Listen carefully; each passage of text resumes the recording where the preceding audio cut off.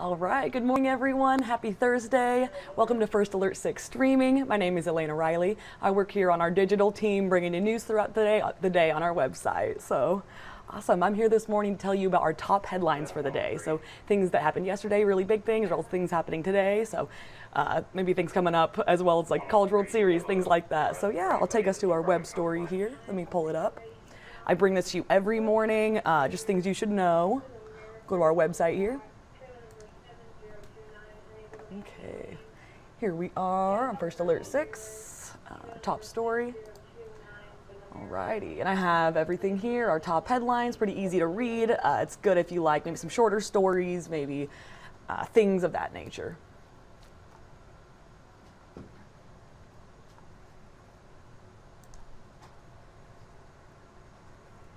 So we had some breaking news this Thursday morning that one person was injured after a cutting.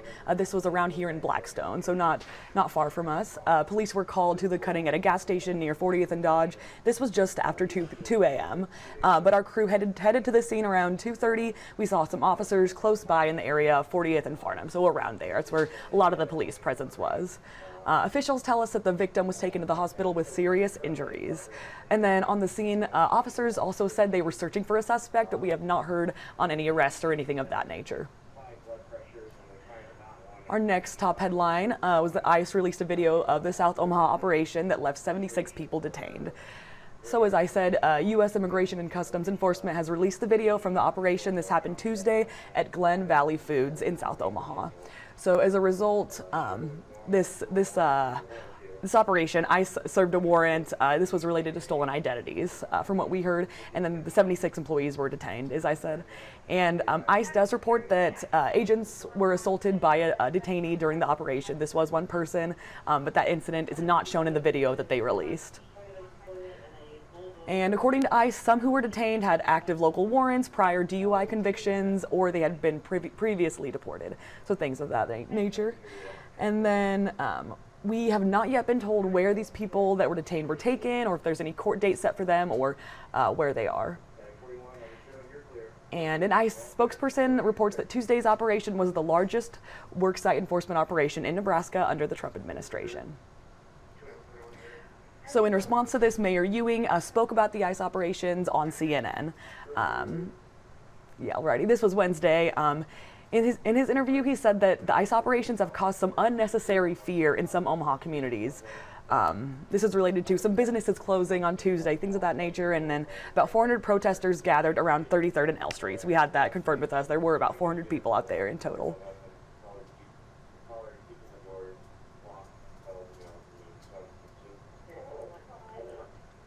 Ewing also spoke about the Omaha Police Department. He said that they have built their relationships with the community. These relationships have helped develop understanding, leading to some peaceful protests in the city that we've seen. That is according to Ewing. And then Ewing also talked about Omaha's community policing strategy and called on the federal government to do their job and work more on comprehensive immigration policy. And then advocates and attorneys for immigrants in Omaha are also speaking out on this ICE operation. Douglas County Commissioner Roger Garcia says one of his family members is in ICE custody. Other than that, other families have just voiced to us that they don't know where their loved ones are at. Of course, they're a little worried about this.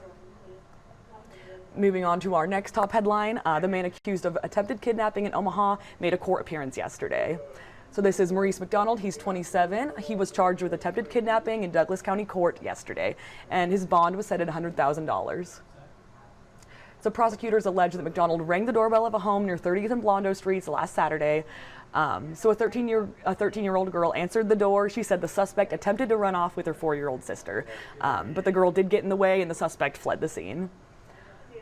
In connection to this, McDonald faces up to 20 years in prison if convicted, and his preliminary hearing is scheduled for July 9th.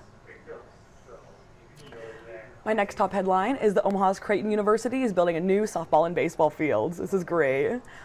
Alrighty, John Chapman was on this story yesterday. He also said that Creighton said that they will share the baseball fields for qualifiers in the College World Series, so that is really good news. They said it's also open to students throughout the Creighton community or intramurals, sports clubs, things like that, youth softball and baseball organizations in our community, so it's very nice they're being open with those fields. We're told that funding for the project estimated at about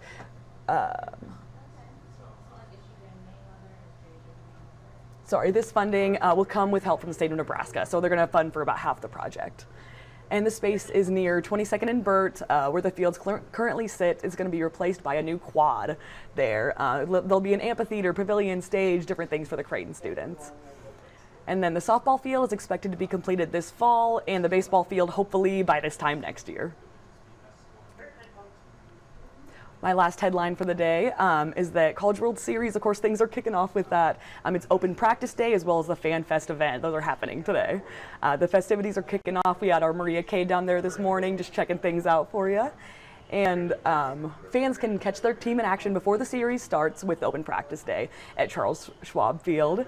The gates are opening at 8 a.m., so they opened a little over an hour ago. And each team is going to have about 50 minutes of practice time, so if you want to catch that. And also Thursday is the Fan Fest event. It's from noon to 4. They're going to have batting cages, live music, mascot appearances.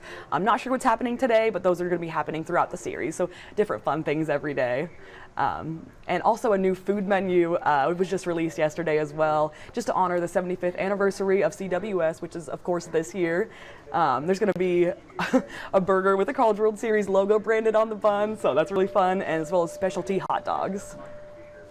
I have the whole menu here. I'll take us there quick. Alrighty, yeah, this all looks fun. We have this linked on our website so you can check out everything. Of course, they're going to have your favorite returning menu items as well to check those out.